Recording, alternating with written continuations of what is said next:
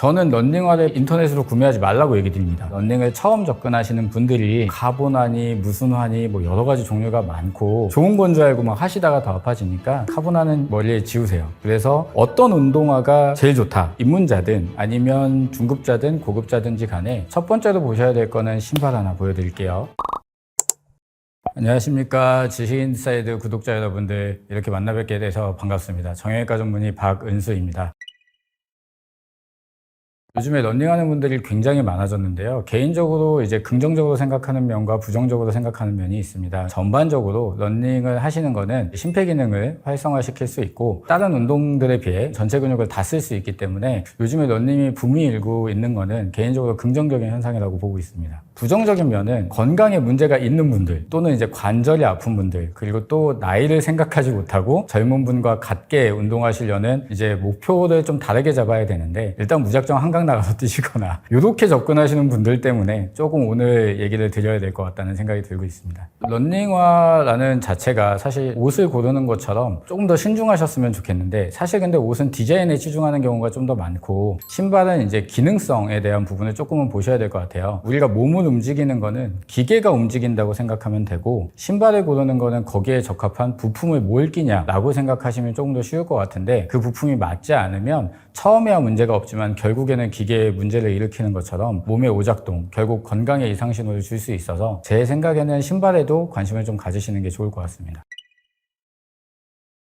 사실은 런닝화 고를 때 첫 번째로 얘기 드리고 싶은 건 너무 고민하지 마세요. 진짜 요즘에 정보가 너무 많다 보니까 아시겠지만 뭐 카보나니 무슨 화니 뭐 여러 가지 종류가 많고 너무 비싼 신발 사자니 또 고민도 많고, 그래서 뭐 어떤 브랜드의 어떤 특수의 기능 이런 것들로 접근을 일단은 안 하셨으면 좋겠고요. 입문자든 아니면 중급자든 고급자든지 간에 첫 번째로 보셔야 될 거는 신발의 밑창이라고 저는 생각을 합니다. 그래서 밑창 부분이 어떻게 생겼냐 정도, 그 다음에 내가 신었을 때 핏이 맞냐 아니냐, 요거만 일단 처음에 고민을 하셨으면 좋겠어요. 신발 하나 보여드릴게요. 일단 신발을 보실 때 바닥 부분을 보시면 이렇게 바이킹 모양의 형태를 고르시는 걸 첫 번째로 추천드릴 것 같습니다. 신발 모양을 보면 평평한 것도 있고 여러 가지가 있는데요, 바이킹 모양의 신발을 고르시는 것이 걸으실 때나 뛸 때의 추진력을 얻을 수 있기 때문에 초보자분들이든 아니면 중급자분들이든 런닝을 하는 데 있어서 조금의 도움을 받을 수 있습니다. 그래서 이 신발을 보시면 이렇게 굴러가게 생겼잖아요. 근데 여기 바닥이 너무 평평한 형태로 되면 오히려 발목에 부담이 갈 수 있기 때문에 이런 바이킹 형태의 모양을 일단 고르시는 걸 추천하고, 실제로 많은 런닝화들이 이렇게 되어 있습니다.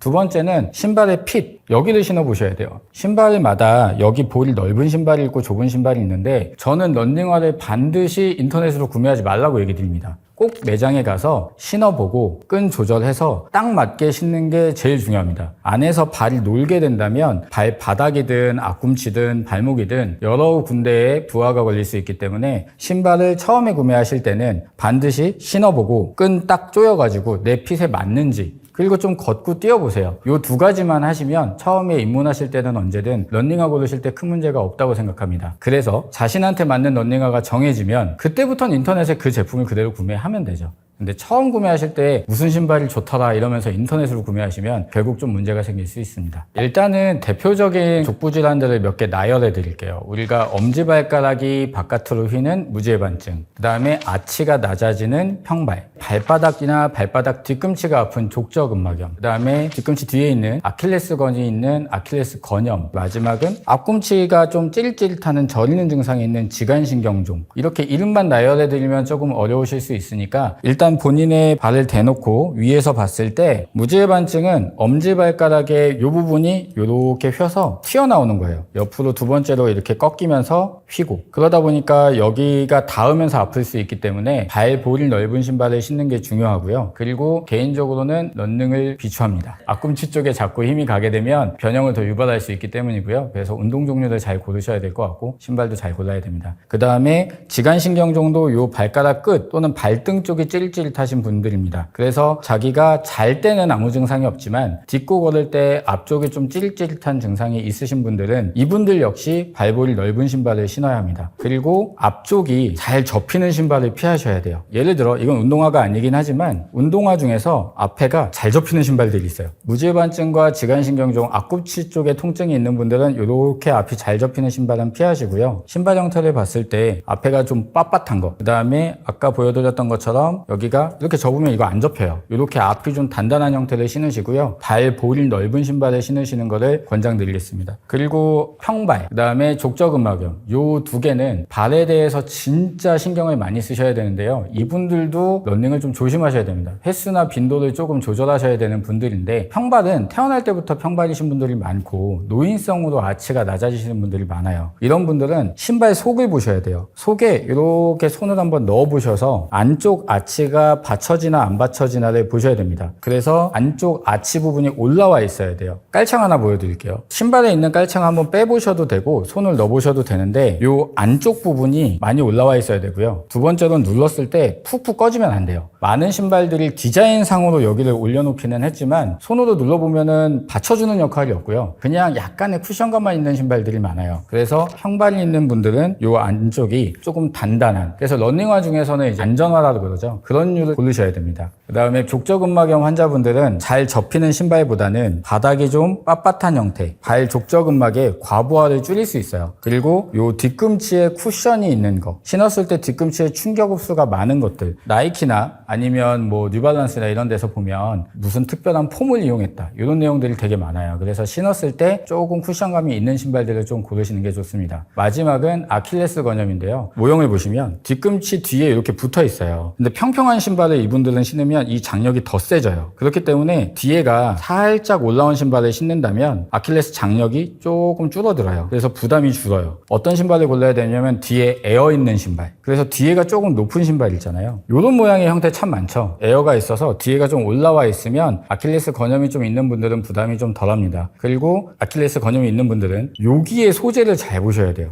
여기가 조금 부드럽고 걸리지 않는지 이것도 신어보셔서 판단하셔야 되고요. 여기가 지나치게 만약에 거슬리거나 단단하면 본인한테는 불편한 신발이 될 수 있고요. 여기가 편한지, 그리고 조금은 높은 신발, 이렇게 접근하시면 좋을 것 같습니다. 일반적으로 단거리를 뛰거나 일상화로 신는 정도에는 문제는 없어요. 근데 이제 뛰다 보시면 욕심나시잖아요. 몇 킬로를 몇 분 안에 주파했다, 이런 걸 내기하기 시작하거나 자랑하기 시작하시는데 그러면서부터 문제가 생기죠. 그래서 러닝을 처음 접근하시는 분들이 신을 때는 솔직히 막 엄청 까다롭게 보지 말라고 하는 이유가 라운드 형태, 바이킹 형태와 맞는 핏, 이 정도만 고려하시고 접근하시다가요, 본인이 기량이 올라와서 뭐 몇 킬로 이상 뛸 수 있어졌을 때 그때는 조금 공부를 하시고 본인 발에 대해서 한 번 더 체크하시고 신발에 접근하시면 좋을 것 같습니다.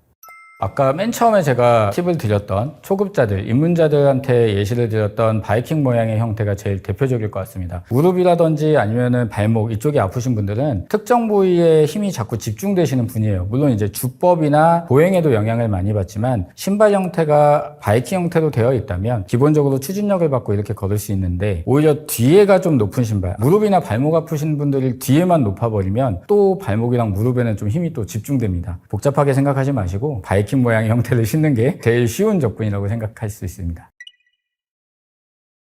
제가 얘기 드리고 싶은 건 일단 입문자, 그 다음에 그냥 취미 삼아 가끔씩 뛰시는 분들을 포커스로 좀 얘기를 드릴게요. 러닝 주법을 고민하시는 분들에게 고민하지 말라, 첫 번째 얘기인데, 처음부터 앞으로 숙인다, 요즘에 제일 많이 나오는 미드풋으로 뛴다, 고민하지 마세요. 그거 안 돼요. 그래서 그냥 제 생각에는요, 걷다 뛰다를 일단 반복하시는 게 저는 첫 번째 러닝을 하시는데 가장 좋은 방법이라고 얘기 드릴 것 같아요. 그래서 어떤 뭐 팔을 너무 막 흔들고 앞을 숙이고 너무 많은 게 들어오면, 요즘에 정보의 홍수의 시대잖아요. 고민하지 마세요. 우리 어릴 때 아무 생각 없이 뛰셨어요. 요즘에 정보가 많으니까 자꾸 찾아보고 그게 좋은 건 줄 알고 막 하시다가 더 아파지니까 일단은 걷다 뛰다를 반복하다가 호흡이 가파르지 않아졌으면 조금 더 속도를 내다가, 또는 걷는 텀을 좀 줄이다가, 요거를 먼저 하시는 거를 첫 번째로 얘기 드릴 것 같고요. 두 번째는 미드풋에 대한 내용들이 정말 많더라고요. 그리고 실제로 주법에 대해서 고민하는 선수도 만나봤었고 여러 가지를 봤는데 저는 개인적으로 조금 반대합니다. 러닝을 많이 하시는 분들 입장이 아니라 정형외과 의사 입장에서 얘기를 드리는 건데요. 우리가 걷는 거는 뒤꿈치가 닿고 앞꿈치가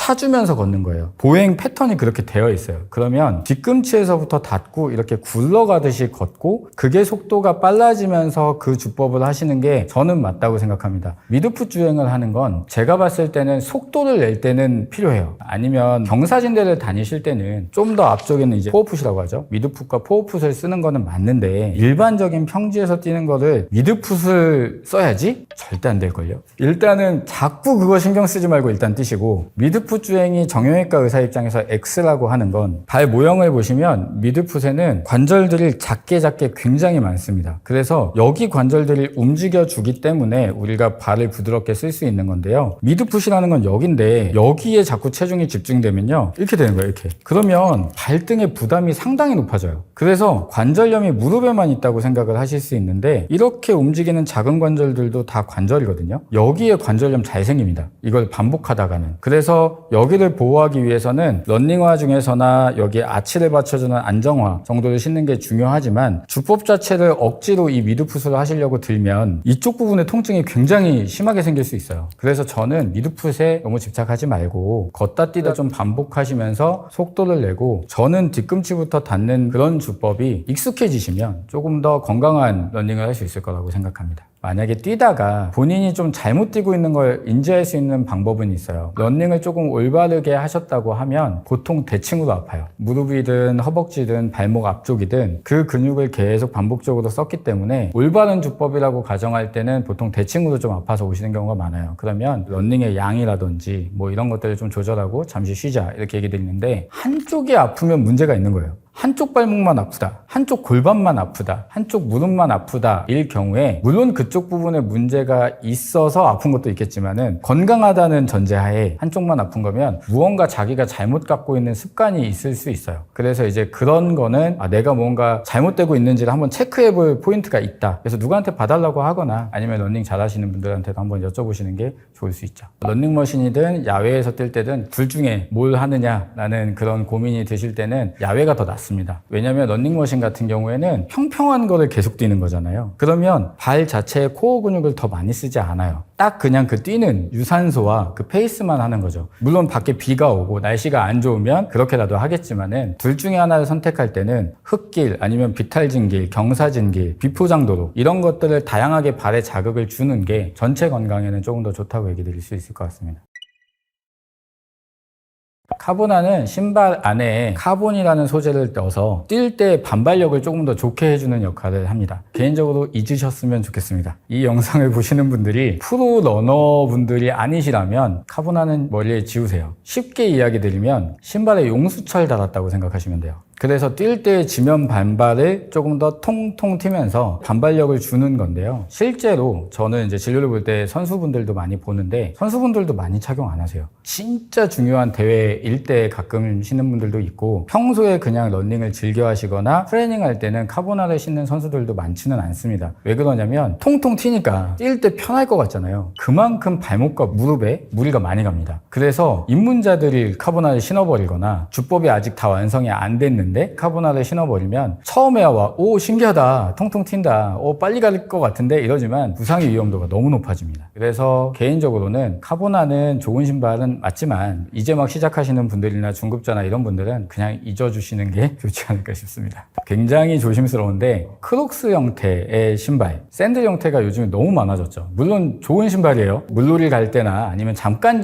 신기에는 좋은 신발이지만, 요즘에 아이들뿐만 아니라 많은 성인분들이 일상화로 크록스를 신어버리세요. 그게 조금 문제가 있습니다. 아치를 잡아주지 않고 뒤축이 열려있는 샌들 형태는 발 자체가 무너지는데 더 가속화를 시킬 수 있는 신발이에요. 물론 현재 통증이 없다면 크록스를 데일리 신으셔도 문제가 없게 느껴지겠지만, 개인적으로 진료를 보는 사람 입장에서는 크록스 신고 아파져서 오시는 분들이 너무 많습니다. 그래서 말리고 싶은 건, 크록스를 너무 데일리 신발로는 신지 말자. 비슷한 형태가 뮬, 요즘에 뒤에가 그냥 아예 없게 예쁜 운동화인데 뒤축을 없애놓고 이런 것도 있고요. 편한 게 건강에는 좀 좋지는 않을 수 있다는 걸 기억하셨으면 좋겠고요. 댓글로 병원에 있는 근무자들은 왜 신냐라는 질문 때문에 제가 개인적으로 영상을 따로 찍기도 했었는데요. 저희 같은 경우에는 수술할 때 피나 물이 바닥 쪽으로 떨어지는 경우가 굉장히 많고, 그래서 발을 자꾸 씻어야 되는 그런 경우 빠르게 신발을 바꿔 신어야 되고 이런 경우 때문에 크록스를 신게 된 것도 있는데, 근데 저는 또 이제 족부 진료를 보니까 타 병원이든 뭐 어느 병원이든 병원에서 근무하시는 분들도 발 진료를 많이 오십니다. 그래서 저희가 하는 게 다 건강한 거라고 생각하지 않으셨으면 좋겠고, 크록스가 다 훌륭한 신발이기 때문에 신는 건 아닙니다. 마지막은 좀 조심스러운데 컨버스 형태의 운동화. 컨버스는 일단은 볼이 대부분 좁고요. 그 다음에 밑창이 너무 부드러워요. 그래서 발의 피로도가 올라가요. 패션을 위해서 신는다? 오케이. 근데 발이 조금 문제시거나 발이 아픈 분들은 컨버스화를 조금 피해 주시는 게 좋을 것 같습니다. 신발 때문에 다칠 위험성이 높다기보다는 평발로에 대한 진행, 그 다음에 발달이 돼야 될 근육이 발달을 늦게 되는 거, 그런 부분이 있을 수 있고요. 실제로 진료실에서 우리 아이가 평발인 것 같아요 라는 진료를 보게 될 때 대부분 질문을 해보면 이제 크록스를 데일리로 신는 아이들이 참 많아요. 그래서 막 다친다기보다는 발의 발달을 좀 덜 시킬 수 있는 신발, 그렇게 이해하시면 될 것 같습니다. 저는 개인적으로 신발을 좀 많이 교체해가면서 신으라고 좀 얘기를 드려요. 패션에 관심 있는 분들은 신발 여러 개잖아요. 근데 대부분 한 신발로 몇 년 버팁니다. 그러면 발 근육 자체라든지 이런 부분이 발달하는 게 좀 적어져요. 그래서 저는 첫 번째로는 이제 신발을 좀 다양하게 신는 것들을 권장드리고, 그래서 어떤 운동화가 제일 좋다 이렇게 말할 수 없어요. 왜냐면 그 운동화들도 다 대형 회사들에서 머리 싸매고 좋게 만들려고 노력한 신발들인데, 폼 또는 모양, 안에 안창 여러 가지 소재들을 각각 다 다르게 적용을 해놨기 때문에 한 신발을 신게 되면은 똑같은 패턴으로 발을 계속 쓰는 거고, 뭐 좋은 신발로 나와 있는 대표적인 신발도 있잖아요. 그냥 우리가 신발만 파는 마트들이 요즘에 많이 있잖아요. 그런데 가서 나와 있는 신발들 중에 앞서 얘기한 좀 부드럽고 잘 접히는 신발 피하고, 런닝화에서 권장드린 이런 라운드 형태 이런 거를 먼저 고르시고, 발이 조금 불편한 형태다라고 하시면은 플러스로 발바닥이 이 밑창은 좀 단단하신 걸 고르시는 게 또 나쁘진 않아요. 결국엔 신다 보면 이렇게 접혀요. 안 접히지 않습니다. 그래서 접근할 때 이렇게 얘기를 드리는데, 구나 어떻게 생겼을까요? 등사나 어떻게 생겼을까요? 밑창 굉장히 딱딱합니다. 바닥창이. 근데 그 신발 신고 40km 행군을 해요, 군인들이. 왜냐면 발을 가장 보호할 수 있는 신발이기 때문에 발이 조금 불편하신 분들은 좀 단단한 걸로 접근하셔서 이 안에 깔창을 푹신한 걸로 바꾸세요. 안 깔창은 제품들이 굉장히 많이 나와요. 뒤꿈치 축이 보면은 알게 되는데 안쪽을 많이 닳는 분들이 있고 바깥쪽이 많이 닳는 분들이 있어요. 그래서 그걸 보고 아, 이분은 팔자걸음이다, 아니면 아치가 좀 낮다, 이렇게 대략적인 걸 예상할 수는 있죠. 그래서 사실 통증을 동반하지 않으면 자기만의 습관이 또 있는 거기 때문에 너무 신경 쓰시지 마시고요. 발에 만약에 통증이 있고 불편감이 있는데 신발이 유독 빨리 닳는다, 그리고 한쪽 방향으로만 편향돼 있다, 그러면 한 번쯤 진료보시는 게 좋을 것 같습니다. 제가 이 러닝 관련된 얘기를 드릴 때 개인적으로 진짜 꼭 하고 싶은 얘기인데요. 러닝만 하지 마세요. 러닝을 하시려면 심폐 능력도 필요하지만 근력이 필요해요. 그래서 근육 운동을 꼭 병행하셨으면 좋겠습니다. 그래서 허벅지 운동을 많이 하시는 게 나이가 들면서도 건강을 지키는 방법이고 무릎 관절을 지키는 방법이에요. 무릎에 좋은 콘드로이친 뭐 이걸로 접근하시지 말고, 허벅지 근육이 짱짱하면요 무릎 관절의 부하가 정말 많이 줄어듭니다. 그래서 러닝을 하실 때 데일리로 막 처음부터 뛰시려고 하시진 않으셨으면 좋겠고요. 헬스장이든 이런 데서 레그 익스텐션이라고 다리를 쭉 이렇게 폈다 접었다 하는 허벅지 앞쪽 대퇴사두근을 많이 활성화시키는 운동들을 하시거나, 귀찮으시면 집에서 다리 쭉 펴고 그대로 들었다 놨다 하는 거, 그럼 딱 앞 허벅지에 힘이 들어가실 거예요. 이런 것들을 좀 병행하시면서 러닝을 하시거나 하는 게 훨씬 더 러닝의 능력치를 올리기도 쉽고 본인의 무릎이든 이런 전신 관리를 하시는데도 좋습니다. 그리고 처음부터 데일리로 러닝 하시는 것보다 격일로 접근하시거나, 격일 중에서 심심하시잖아요. 나가고 싶고. 그러면 한 번은 사이클을 타세요. 차라리. 그래서 오히려 사실은요, 걷기보다는 뛰기보다는 자전거 타기가 훨씬 더 칼로리 소모도 많고요, 훨씬 더 근육도 더 많이 쓰는 거거든요. 그래서 걷기와 자전거 또는 근력 운동, 이런 것들을 트라이앵글처럼 좀 병행하시는 게 건강한 운동으로 하실 수 있지 않을까 싶습니다.